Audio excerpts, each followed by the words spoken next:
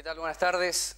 La semana pasada, cuando emitíamos el primer envío 2014 de Quórum, trataba de adentrarme en algunas cuestiones que son bien de sistema, consecuencias de una legitimidad construida, ya sea por el relato, por valores subjetivos, porque la política tuvo una recuperación en términos de discusión, y quiero pararme desde ahí para decir que ante cualquier crisis, esta la que vivimos no tiene comparación alguna con la de 2001, ni la de 2001 con la del 89. Hay semejanzas. Pero si admitimos que la crisis existe, que no es una cuestión diagnóstica, sino una cuestión que impacta en la vida, en la humanidad, de las capas sociales más excluidas o las que están incluidas, un poco más que las de abajo, podríamos admitir que la crisis ofrece una oportunidad. Entiendo que donde existe poder hay resistencia. Y la historia lo demuestra.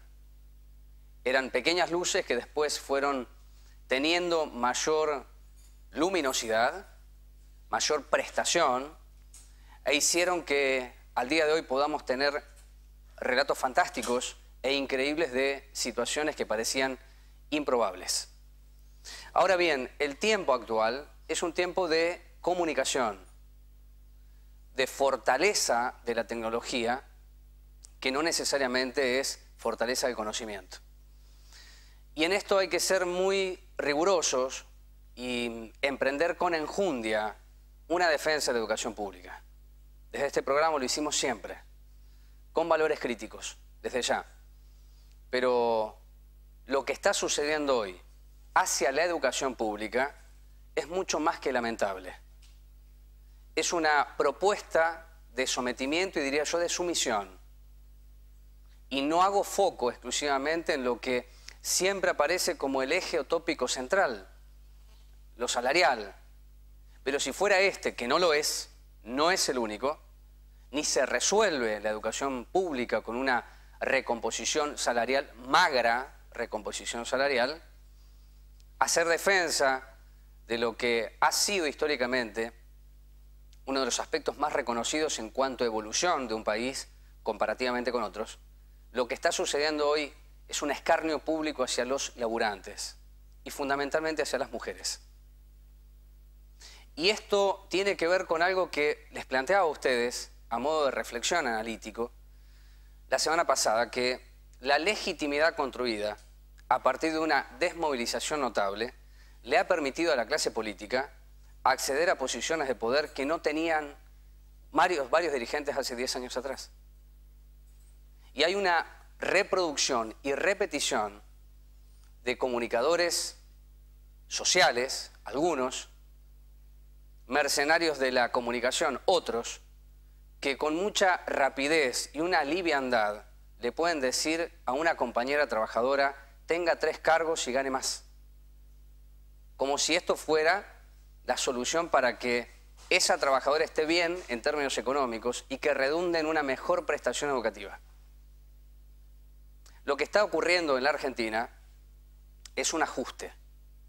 Y el ajuste lo tienen que pagar los trabajadores. Y esto no lo va a decir el kirchnerismo porque es oprobioso, pero la práctica lo demuestra. Y en la medida que no aparezcan las voces disonantes que lo puedan poner en el sitio adecuado, habrá espacio para que los medios de comunicación, sin hacer periodismo y casi criminalizando a los laburantes, le pidan que vuelvan a las aulas a cualquier precio y de cualquier modo. Este es el eje central del programa. No es lo salarial, es la educación pública, pero fundamentalmente la dignidad y una oportunidad que tenemos todos, por supuesto las trabajadoras docentes y los trabajadores docentes, de tomar esta crisis como la plataforma necesaria para discutir la educación que ellos se merecen, que los alumnos necesitan y que el pueblo demanda. Cuando digo pueblo no me refiero a la clase dirigente, que ha definido claramente cuál es el lineamiento para que la educación sea un gasto y no una inversión. Lo digo en términos económicos porque en estos 10 años de desmovilización lo contable le ganó espacio a lo político. la presentación de quórum y luego charlamos con compañeras docentes, porque por fuera de los medios masivos de comunicación lo que está sucediendo en territorio es muy interesante de compartir con ustedes y que ustedes puedan tener la reflexión y el testimonio de aquellas que trabajan en las aulas todos los días y que tienen mucho para aportar, mucho para decir. Presentación y venimos.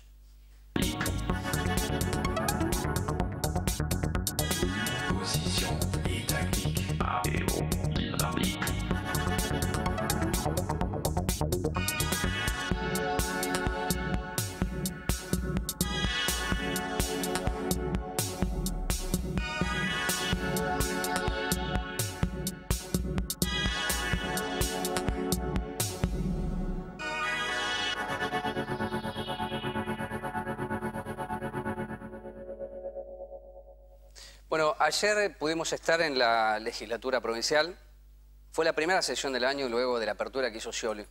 Bochornosa para mi gusto, en tanto ofreció un panorama provincial realmente fantástico, que no tiene nada que envidiarle a esos discursos que solemos escuchar en la construcción de un relato muy simbólico, necesario para los tiempos, otros, no estos, y que llevó a decir que la educación en la provincia de Buenos Aires era un eje central.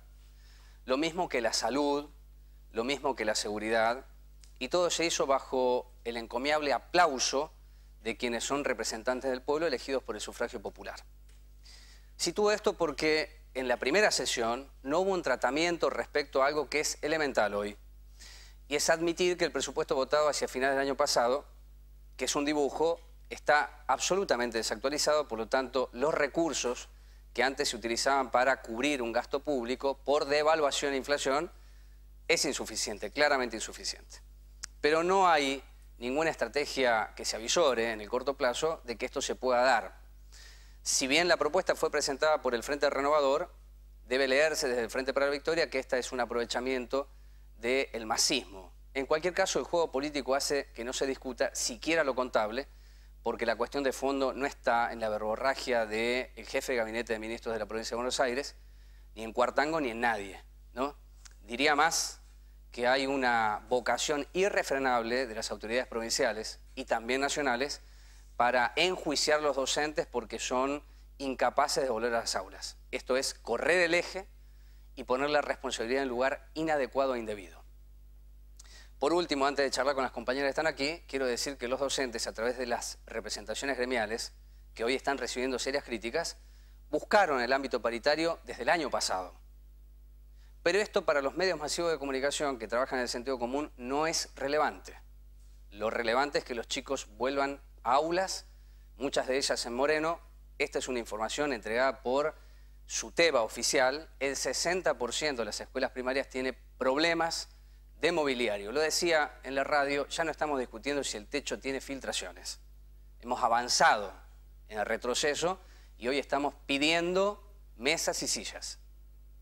Y si no hay mesas y sillas, ¿cómo pueden volver los chicos a clases? ¿Y cómo un docente puede dar clases? O si el comedor no tiene el alimento necesario para que le dé esa nutrición a los pibes. De esto, Alberto Pérez no hace ninguna mención, Scioli tampoco. Por el contrario, señalan que el avance educativo ha sido notable en los últimos años. Me acompaña Leonor Rodríguez, que es directora de la EP50. ¿Es primaria la tuya? La primaria de 56. María Alicia Ligorrea, perdón, docente de la EP primaria también, la 71. ¿Y vos, Andrea? Andrea Blanco, de la EP71. También. Orientadora de educación. Ahí está, bueno. Yo creo que hay algo positivo, le pregunto a Leonor. Algo positivo que es, creo que lo decías vos también, Andrea, y lo vengo escuchando en varios docentes, que se salió del paro dominguero. No sé si esto, le ponemos el micrófono. Dale, yo un poquito acá y le ponemos el micrófono a Leonor. O mientras le ponemos el micrófono a Leonor, le pregunto a Andrea, esta simplificación del paro dominguero, que no quita el derecho a huelga que tiene cualquier trabajador, después cómo se hace el paro es para discutir, pero es un derecho. Cuando yo veo la primera reunión que se hace en la 71 y comienza a multiplicarse, entiendo por qué hay una necesidad de reencontrarse en una instancia de lucha. Creo que ese es uno de los ejes más importantes que quería compartir con ustedes en el comienzo de esta charla, Y si ustedes ven eso como un disparador para revincularse con la comunidad y hacer que la educación sea, a ver, un debate necesario, complejo, en donde se expongan las responsabilidades de algunos que hoy han demostrado la máxima responsabilidad posible con legitimidad mediática, ¿no? Y esto es lo preocupante y lo diferente de otro momento. Bueno, quería escuchar la primera reflexión tuya respecto a este planteo. Bueno, sí, efectivamente, yo creo que algunos de nosotros nunca nos alejamos de las comunidades, de los padres de nuestros alumnos. Hay escuelas en Moreno que vienen con una larga trayectoria de relación con la comunidad. Sí, es claro que cada comienzo de año aparece el problema del salario y se recrudece la cuestión de si volvemos a clase o no. Nosotros estamos muy preocupados porque los pibes no tengan clase. No es que nosotros queremos hacer el paro y por eso esto que vos planteabas en torno al paro dominguero es algo que nosotros queremos reencontrarnos entre nosotros, con la comunidad, ser conscientes de las condiciones en las que trabajamos y en las que desarrollamos nuestra tarea. El problema en la educación pública, como vos lo estabas planteando, es muy grave. Nosotros naturalizamos las condiciones en las que trabajamos. En la primera asamblea donde estábamos haciendo un repaso sobre cuáles son las condiciones de cada escuela, no contamos que nosotros compramos las tizas, que compramos el papel, que pintamos las aulas, que todo sale del bolsillo de los docentes. En el caso de las escuelas que tienen cooperadoras, por ahí pueden hacerlo las cooperadoras, no es el caso de las escuelas donde nosotros trabajamos. Es decir, que está bastante complicado y que en este sentido la relación que podemos estrechar entre todos los compañeros, tomar conciencia de nuestra situación, defender nuestro salario en el marco de la condición de los trabajadores en su conjunto y además trabajar por una educación pública que es la que se merecen nuestros pibes, es un poco el eje por el que estamos trabajando. ¿Y cómo se desnaturaliza lo que se naturalizó durante 10 años o 15 años? ¿Por dónde se debe arrancar o crees que ya se arrancó con estas asambleas? Yo creo que sí, que se arrancó con las asambleas, que se arrancó también en lo previo a las asambleas. O sea, las asambleas no surgen porque surgen. O sea, surgen porque nosotros creemos que un paro nos tiene que dar posibilidad de resistir con todos los actores que la resistencia nos está pidiendo. Y en los territorios que esa resistencia nos los está pidiendo, que es el territorio principal, es nuestra escuela. ¿Cómo se desnaturaliza? Creo que se desnaturaliza sabiendo que quién nos llevó a la situación en las que están nuestras escuelas, qué no acciones o qué omisiones nos pusieron en esa situación. Y tener claro también que cuando decimos que estamos educando, también educamos para saber a quién reclamar. O sea, nosotros creemos que el paro, además de no ser dominguero, porque tampoco nuestros compañeros que en este momento no están participando de esta movida de asambleas, creo que su conciencia, su pensamiento tenga que ver con lo dominguero. Tiene que ver con no haber encontrado el formato, la presencia, tal vez el coraje que hace falta para exponerse frente a determinadas cuestiones. Pero yo creo que nosotros educamos mientras luchamos, nosotros educamos mientras hacemos entender o nos acompañamos a entender junto con nuestros padres en la comunidad en la que estamos, que si no tenemos sillas y hay un presupuesto que llega por el financiamiento de la provincia, los municipios, y ese presupuesto no podemos ejercer ni el más mínimo control, nuestras sillas se están yendo en ese descontrol. Entonces, digo, me parece que es muy valioso que podamos, hoy decíamos en la asamblea última que tuvimos, que tenemos el deber de informarnos.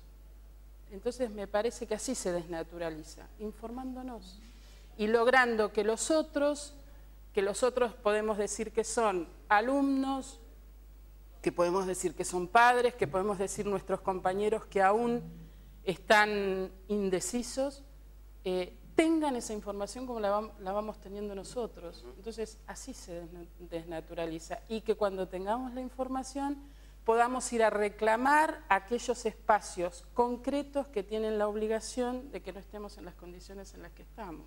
Hoy decíamos en la radio algo que me parece también que lo está diciendo recién Leonor, que es la escuela.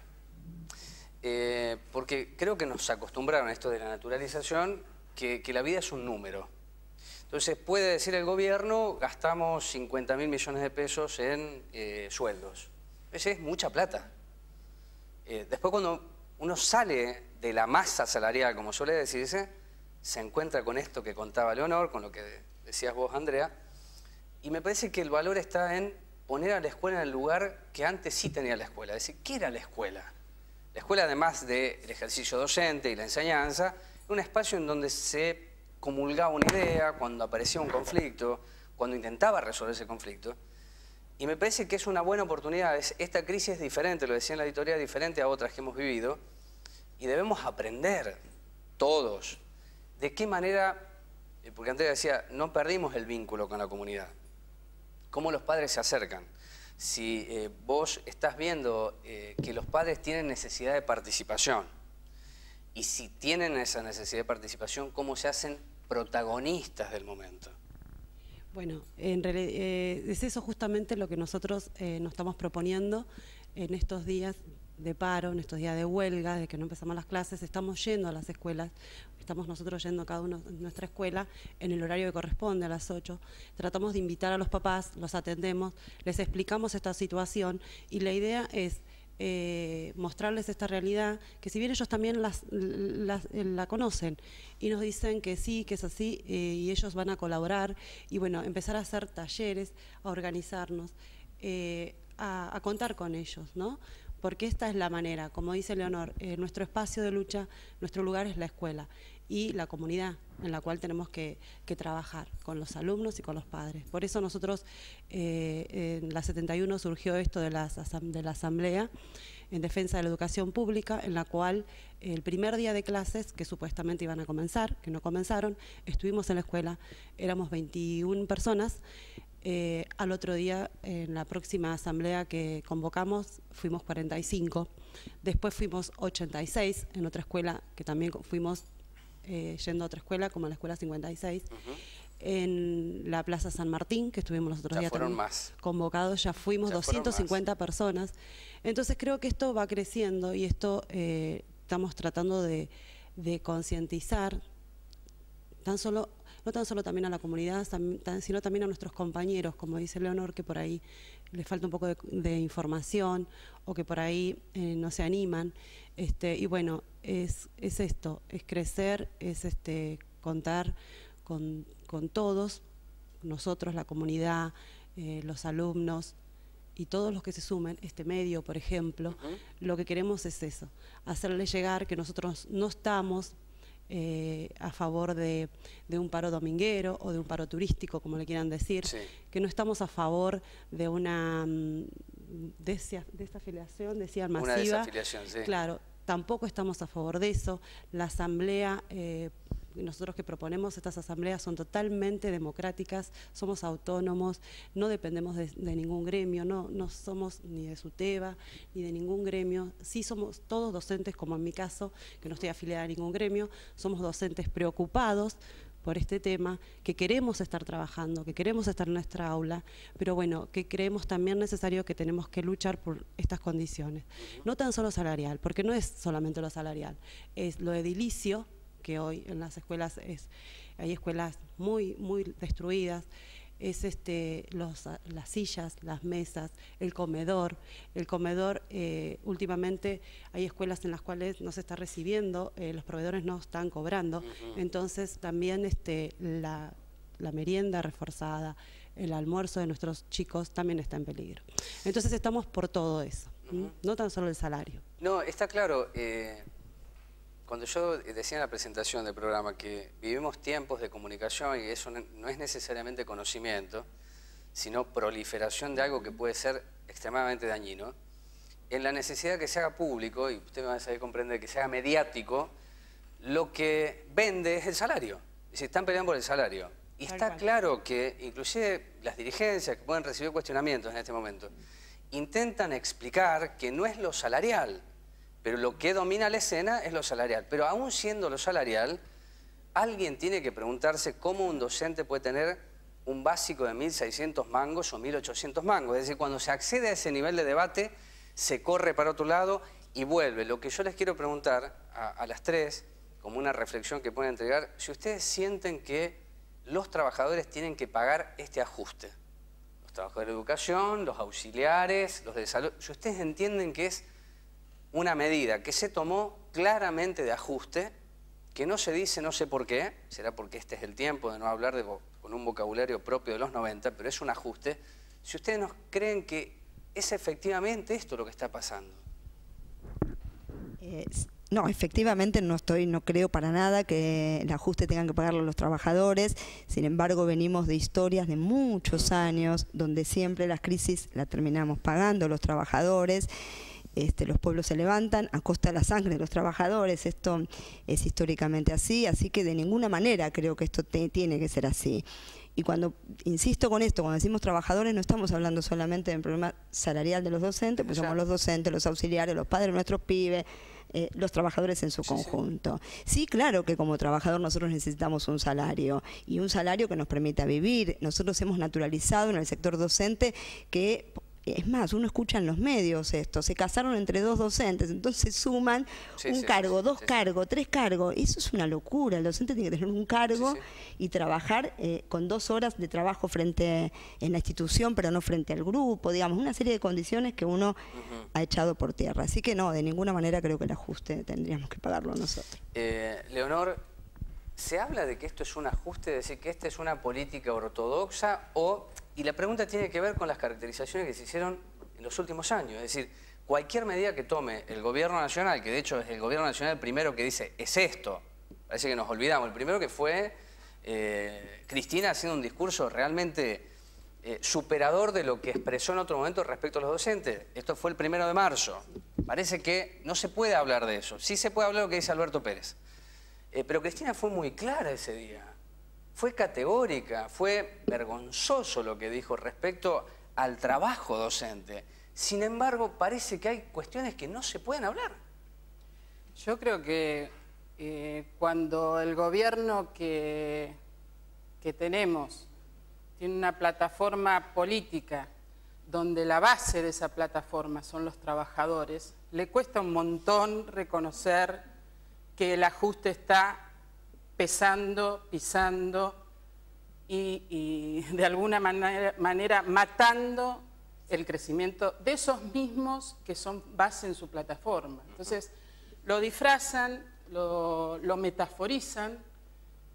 Nosotras mujeres, escuchando a una mujer decir que todos los inicios de clase son un parto, cuando para nosotros el parto es una posibilidad para la vida, no es una posibilidad para la muerte. Y lo que se siente es que cada inicio es una posibilidad para ir más hacia atrás de los derechos conseguidos. O sea, nosotros no podemos escuchar a alguien proponer que un aumento pase por un presentismo. Porque eso es un ajuste concreto, real.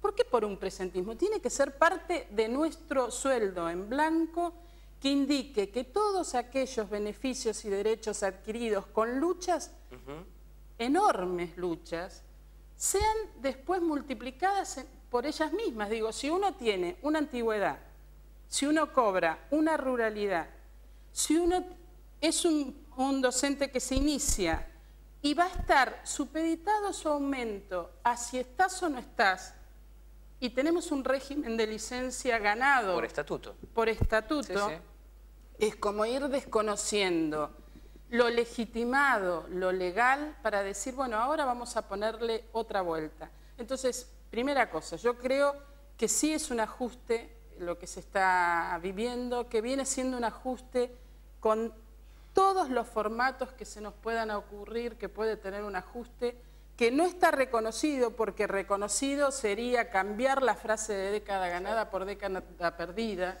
¿sí?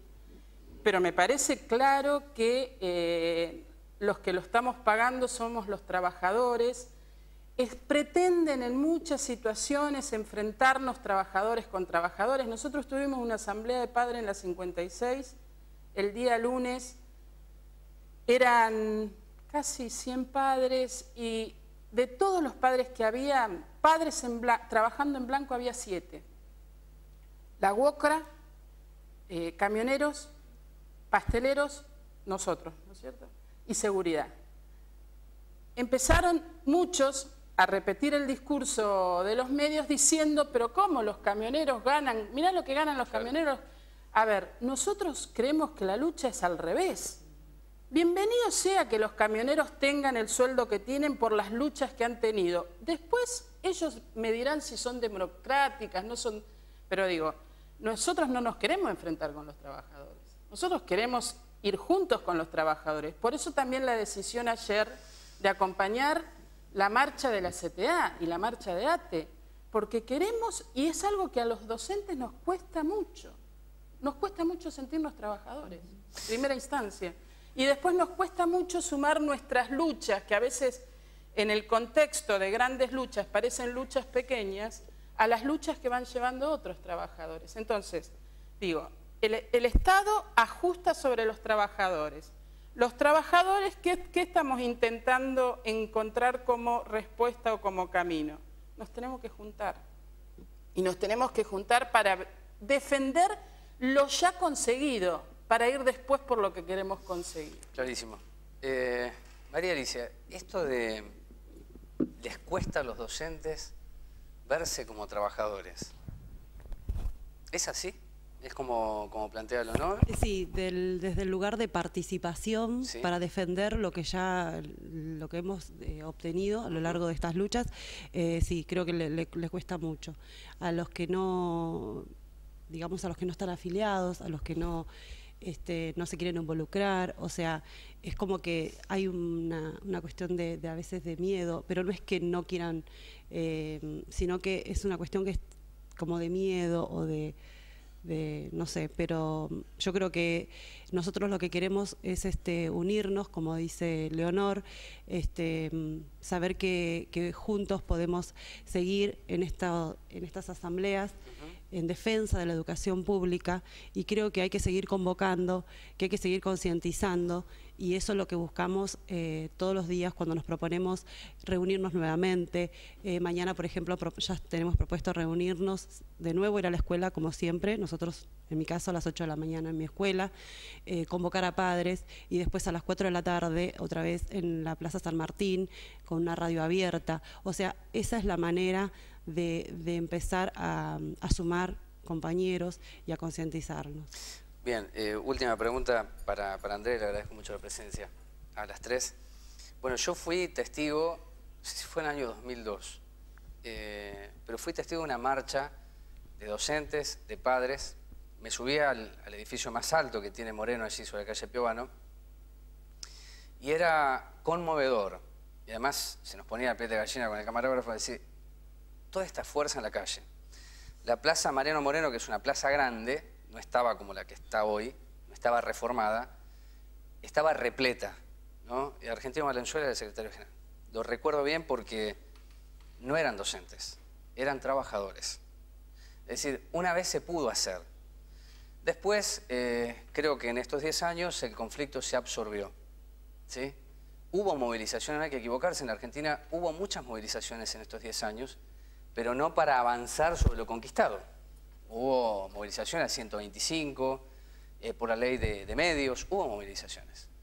Y las que no eran representantes de lo que el oficialismo pretendió, muchas fueron reprimidas. Y hay muchos trabajadores procesados, y particularmente los trabajadores de las eras, condenados a reclusión perpetua. ¿Qué quiero decir con esto? Que frente a la crisis, y en los 10 años que se han mejorado algunas cosas, entiendo, Andrea, y esta es la pregunta, estaríamos en mejores condiciones que aquella crisis de 2001. Si no es la misma crisis y podemos hacer una síntesis distinta, por ahí, como decía Leonor y lo que decía María Alicia, es probable que nos empecemos a ver como trabajadores.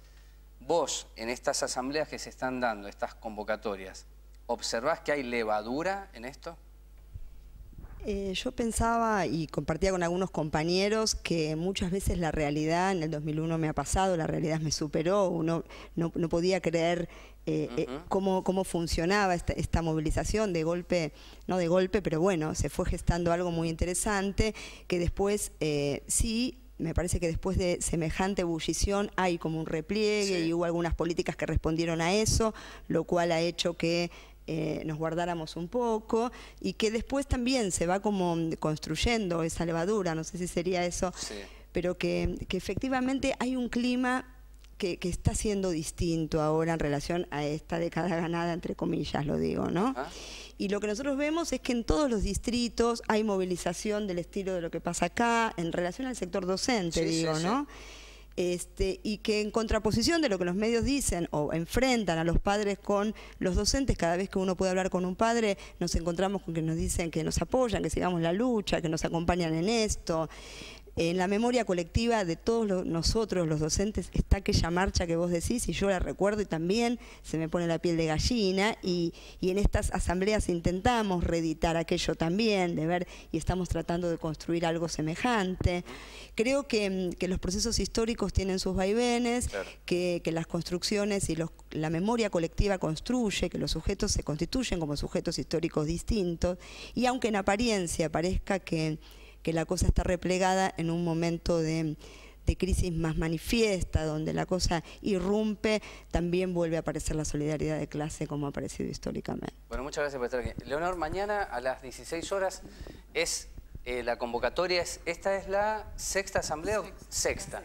Mañana a 16 horas en la Plaza San Martín va a haber una radio abierta y en lo previo vamos a encontrarnos con nuestras comunidades como para llevar también estrategias, información, problemáticas para esa radio. Bueno, gracias por estar aquí. Bueno, voy a decir algo porque mientras las compañeras están aquí, hoy hubo una marcha en Capital. Se marchó a la Casa de la Provincia de Buenos Aires, en Capital Federal. En términos de comunicación me parece acertado, francamente, porque toda marcha que se hace en La Plata termina en La Plata. El esquema de blindaje periodístico no es solamente de Scioli, lo repasaba ayer con un diputado. Históricamente, los gobernadores, sea Solá, Rucauf, han tenido blindaje periodístico, ¿no? Como que la provincia de Buenos Aires se tiene que preservar. Aparecen más los municipios que la provincia. Así que en esos términos, digamos, tácticamente fue correcto. Pero ocurrió algo en el día de hoy que es sintomático también. Wes es el intendente de Moreno. Hay un fondo educativo, fondo de escuela, llámelo como quiera. Ese fondo está calculado, la última versión que entregó la Secretaría de SUTEBA y también FEP, 20 millones de pesos. Pero Wes ha dicho públicamente, antes de esta situación que voy a comentar en instantes, que el concepto educativo es mucho más integral, que tiene que ver con la cultura, que tiene que ver con la recreación. Inclusive llegó a anunciar la creación de polideportivos. Por supuesto, eso no ocurrió. Y recién Leonor decía algo que es central para mí, es tener información.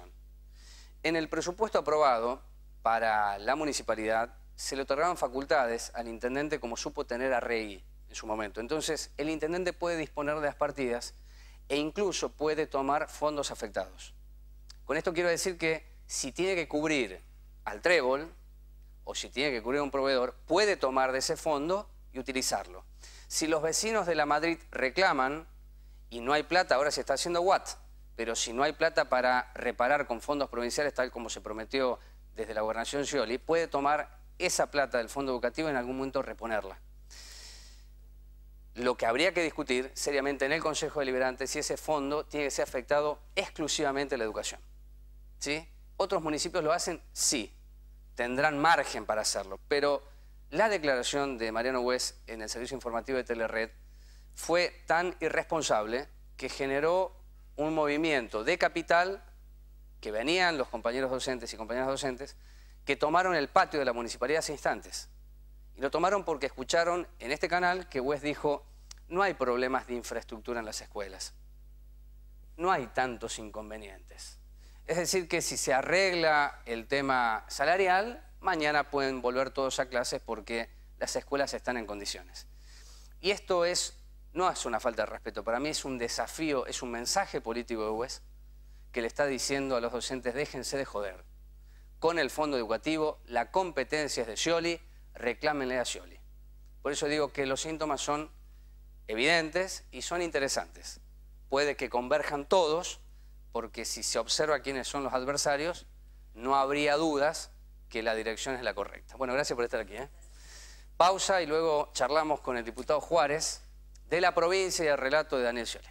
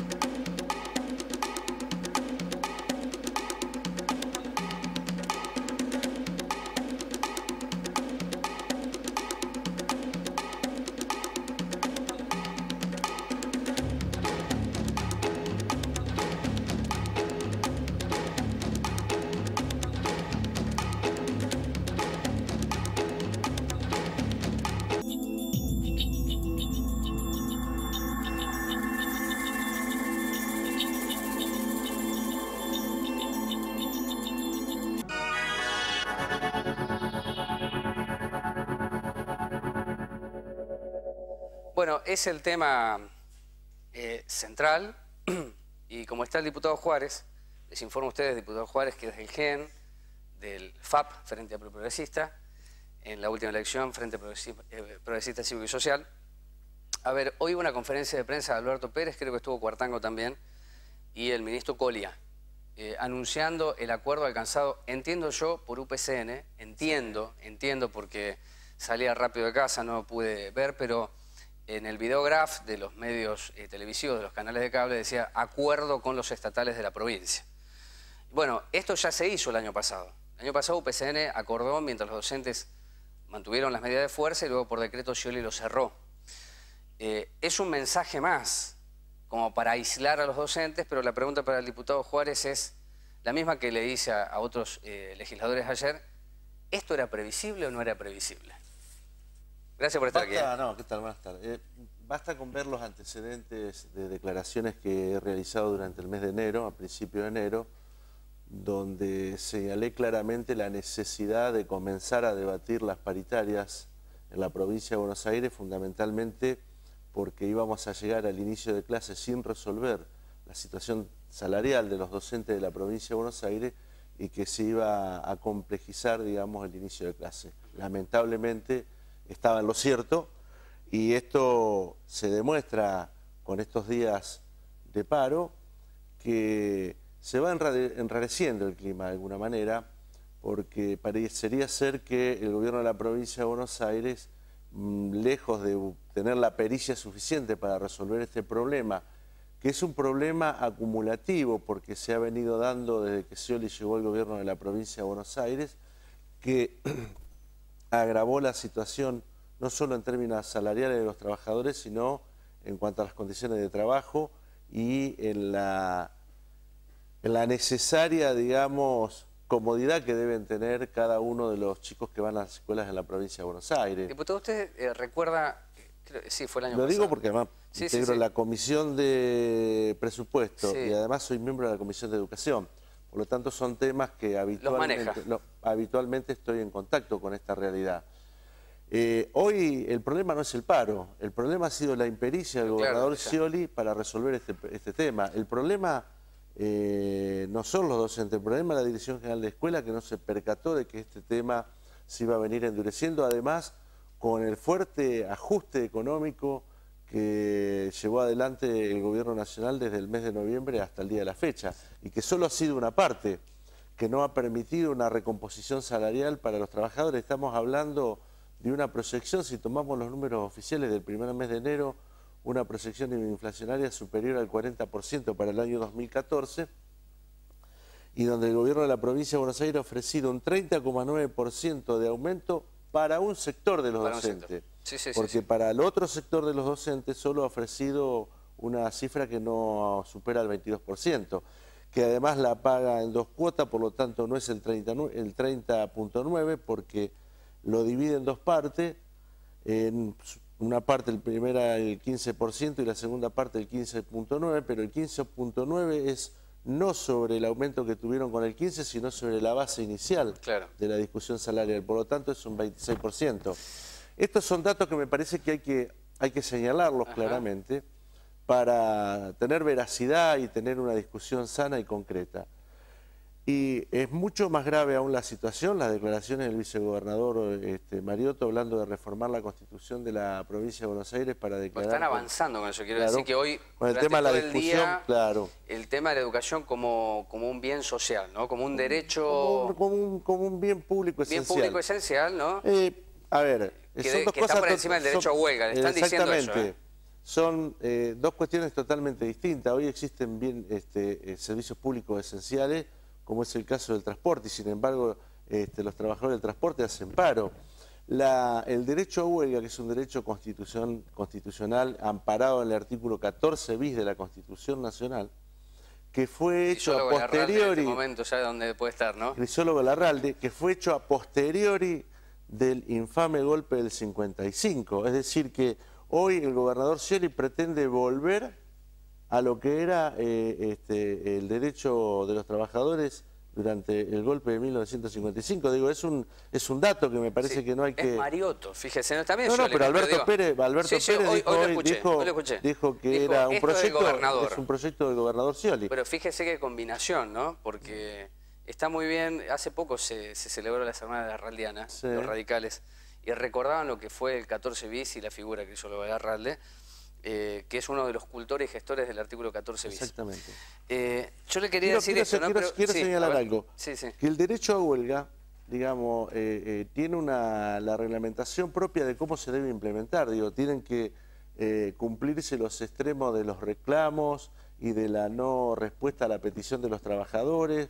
Tiene que darse a través de un gremio reconocido con personalidad gremial y personalidad jurídica. Tiene que tener el visado por parte del Ministerio de Trabajo. Está el llamado a conciliación obligatoria. Y en tal caso, si ese derecho de huelga se ha excedido en la visión en este caso del Estado provincial, existe la justicia para determinar si hay un exceso o no en la aplicación del derecho a huelga. No se puede avanzar en un derecho esencial, en un derecho que fundamentalmente frente a las dictaduras han sido las únicas que lo han cercenado o han reprimido a quienes llevaban adelante el derecho de huelga, y además pretender cercenarlo, lisa y llanamente se ataca contra el Estado de Derecho. Clarísimo. Vamos a hacer una pausa y le voy a dejar instalar la pregunta porque además de este aspecto que para nosotros es central, no es la educación, lo decían recién las trabajadoras, ¿no? Somos trabajadoras. Son profesionales de la educación. ¿Sí? Somos esto y nos tenemos que ver en dimensión con otros trabajadores y trabajadoras. Es para charlar unos minutos con Juárez sobre lo que fue el acto de apertura del periodo de sesiones, porque Scioli, a diferencia de Cristina, lee y entregó a todos los legisladores, digo diputados y senadores, ¿no? su lectura. Y realmente yo puedo acceder a esa fotocopia y me pregunté si estoy viviendo en esta provincia o en Estocolmo. Y además los aplausos, que me parece que eso hace a la legitimidad y a la peligrosidad de una distancia que a mí me preocupa de la política o cierto sector dirigente de los problemas reales, ¿no? Eso es preocupante, porque cuando se establecen divorcios fuertes y sólidos terminan en crisis y usted sabe quién paga la crisis. Pausa y hablamos de esto con el diputado Juárez.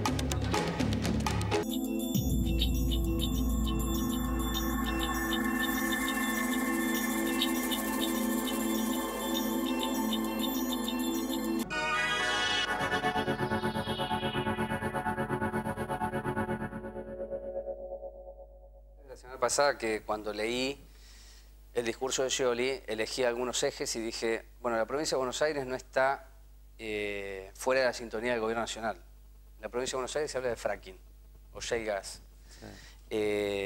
Se habla de la soja, inclusive del trigo transgénico, es decir, no está mal Scioli.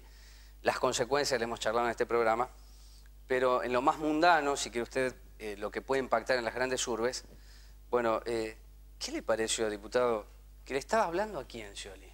Además de lo que aplaudieron. Bueno, yo lo denominé en el año 2009, que era el mundo de Sciolilandia. Sciolilandia. Es su propio mundo, digamos, es casi, esto se denomina en política y en sociología como ceguera situacional. Es decir, cuando todos ven lo que el que debe ejecutar no ve. Si él no ve la inseguridad, no ve el narcotráfico, no ve las plantas regasificadoras de gas en el puerto, en el polo petroquímico de Bahía Blanca, que es una bomba de tiempo, o la planta regasificadora, hablo de temas ambientales, ¿no? En Escobar. No ve que el 50% de la población en la provincia de Buenos Aires no tiene acceso a la red de agua potable, ni de cloacas, ni de servicios como el gas, iluminación, asfalto o transporte. No ve que hay una provincia que tiene una deuda consolidada de 80.000 millones de pesos sobre un presupuesto para redondearlo de 190.000. Usted leyó que dijo, logramos desendeudarnos. ¿Usted, eso... No, bueno, realmente es escatológico.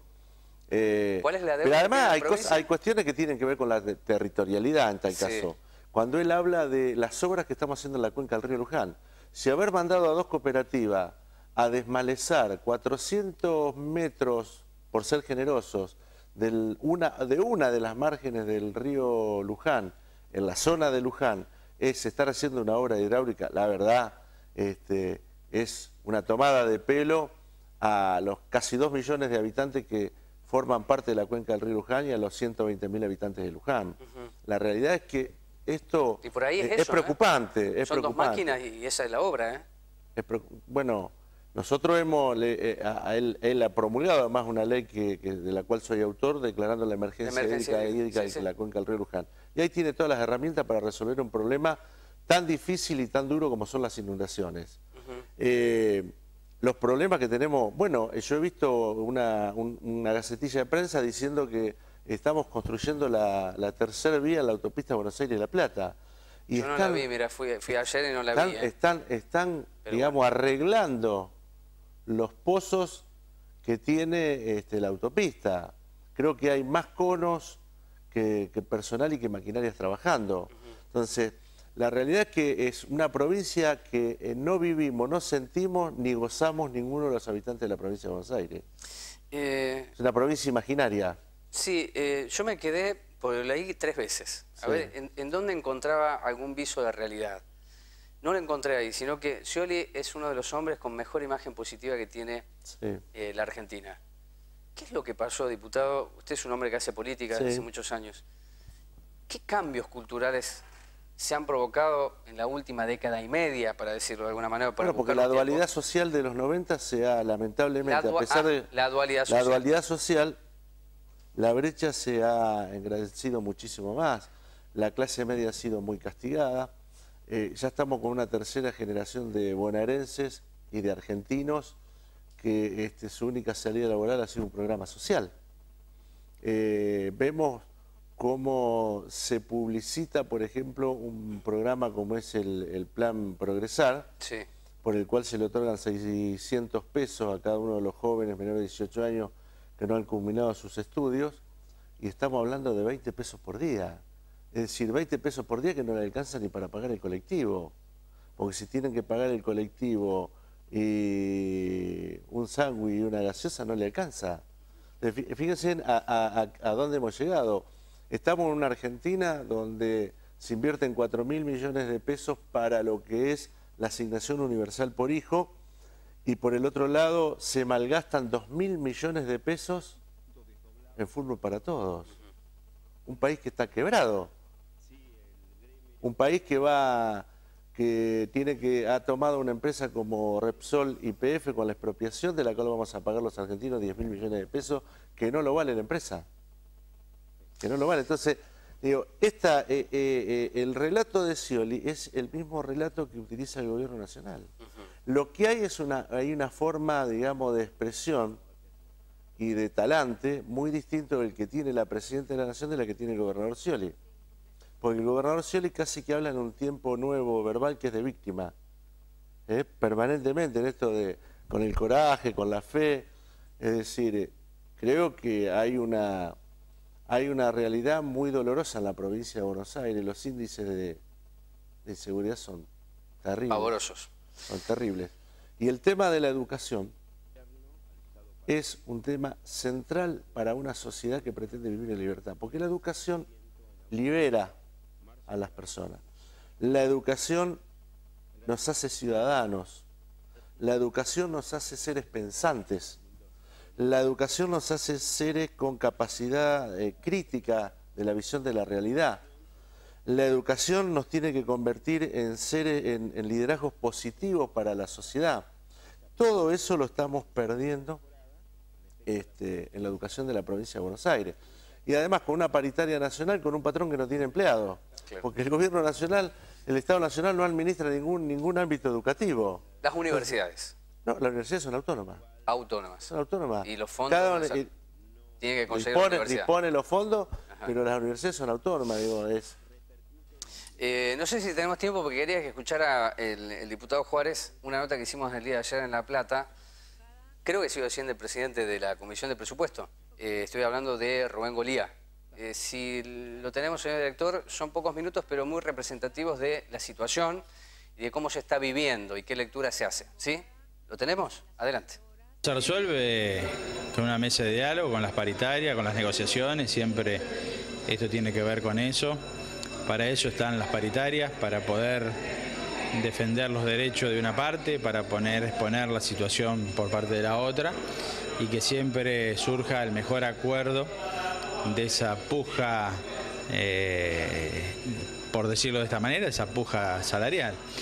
Siempre la mejor negociación es cuando, decía un amigo mío, cuando queda el sabor amargo por las dos partes, cuando las dos partes creen que perdieron o que dejaron o que tuvieron que ceder, y creo que eso es la función de las paritarias, de poder llegar al mejor acuerdo que el Ejecutivo pueda pagar y fundamentalmente que le sirva a los trabajadores. Este año la particularidad que tiene, y comenzando con la primera pregunta, es bueno, la variación que ha tenido el sistema en enero, el tema del dólar, y que eso ha acarreado lo que todos sabemos, las pujas por diferentes sectores marcadores de precios, y que eso repercute sin duda también en la administración como en la política salarial. Y bueno, eso hoy es lo que se está plasmando, la particularidad que tiene con otros años, pero todos los años se da esta situación. Yo en algún momento se ha planteado cuándo se tiene que dar la discusión paritaria. Lógicamente, se da este año porque es el inicio de clase, porque es la herramienta que tienen los trabajadores, los docentes en este caso, para poder plantear el derecho a no iniciar las clases, el derecho a peticionar. Bueno, tiene que ver con eso, que son parte de los derechos de los trabajadores, que siempre se dio y también siempre se llegó a un acuerdo que siempre beneficia a dos partes. Sí, 53.000 millones de pesos destinados a educación, una cifra... ¿Para el pago de salarios nada más? Sí. Para educación. El 97% de educación es salarios. Por lo tanto, su composición es esa en la cantidad de cargos que hoy tiene el sistema educativo. Pero también es cierto que si analizamos la situación educativa, la provincia de Buenos Aires no es la que más docente tiene per cápita. Hay provincias que tienen mucho más, está por debajo de la media la provincia de Buenos Aires. Por lo tanto, creo que esto es bueno también, ponerlo en blanco sobre negro, si no pareciera que es la cantidad de docentes que tiene la provincia de Buenos Aires. Y la verdad que está similares a otra provincia, por debajo de otras provincias en la cantidad de docentes que tiene. Se necesitarían más docentes, más escuelas y todavía más inversión en la provincia de Buenos Aires. Por lo tanto, ese es el primer punto. El segundo punto que tiene que ver con la presión tributaria, que es altísima, se ha hecho un esfuerzo importante de la provincia de Buenos Aires, tanto lo que es en la política tributaria como en la administración tributaria. Creo que está llevando adelante una buena gestión por parte de la provincia, tratando de recaudar, de ser lo más justo posible en su implementación, y también en la política tributaria, que han sido diferentes reformas impositivas con criterio de progresividad, de equidad, pero que se han dado reformas importantes y que le ha permitido a la provincia mejorar sus cuentas, y hoy tenemos una relación de recursos de otras jurisdicciones a los recursos provinciales de 60-40. Creo que esto ha sido un logro muy importante en estos 2 años y bueno, seguiremos trabajando en ese camino.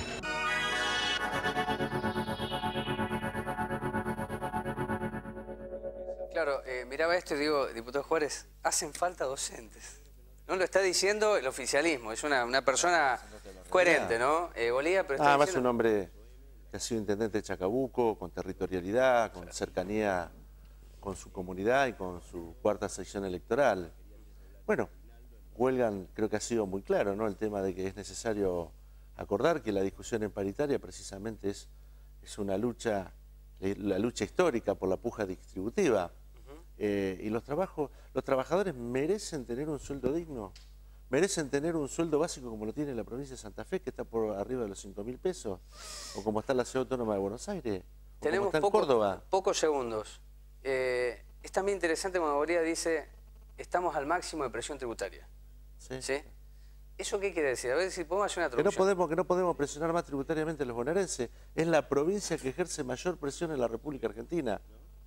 Y la realidad es, lo dijo él muy bien, el gobierno nacional transfiere el 60% del total de presupuesto a la provincia de Buenos Aires. Y hasta que no se pelee eso, Y hasta que gobierne quien gobierne, vamos a tener... A ver, tiene un solo dato. Por reparación histórica del Gran Buenos Aires nosotros seguimos recibiendo 600 millones de pesos. Por reparación histórica la provincia del Chaco recibe 1.000. Claro. Gracias por estar aquí, diputado. No, Ha sido un gusto. Bueno, quiero decir esto porque es muy importante. Es posible hacer el programa porque en la dirección está Fernando Vigo, en las cámaras Karina Cereijo y Juliana Francone, y en la producción general sería imposible hacer quórum si no estuviese Cintia Medina. Esto fue Quórum. La semana que viene estamos nuevamente con ustedes. Gracias por estar de ese lado.